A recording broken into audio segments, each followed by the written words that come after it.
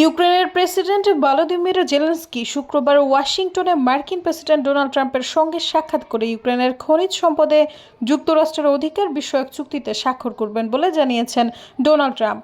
Zelensky যদিও এই দ্বিপক্ষীয় চুক্তিকে প্রাথমিক হিসেবে বর্ণনা করে বলেছেন তিনি চান এই চুক্তির মধ্য দিয়ে ইউক্রেনে যুক্তরাষ্ট্রের নিরাপত্তা বলয়ে অন্তর্ভুক্ত হোক, যাতে রাশিয়া ইউক্রেনের উপর নতুন করে কোনো আগ্রাসন চালালে তা প্রতিহত করা যায়।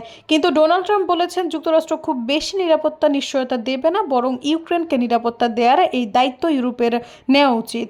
মার্কিন প্রেসিডেন্ট ইউক্রেনের ন্যাটো সদস্য পদ পাওয়ার সম্ভাবনাকেও এক প্রকার নাকচ করে দিয়েছেন, যদিও এটি পাওয়া জেলেনস্কির দীর্ঘদিনের একটি লক্ষ্য।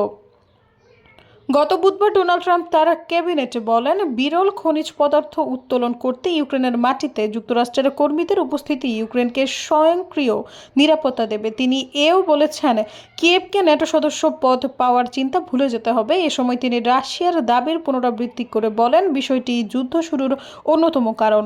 সৈয়দা ফারিয়া, সমযোগ।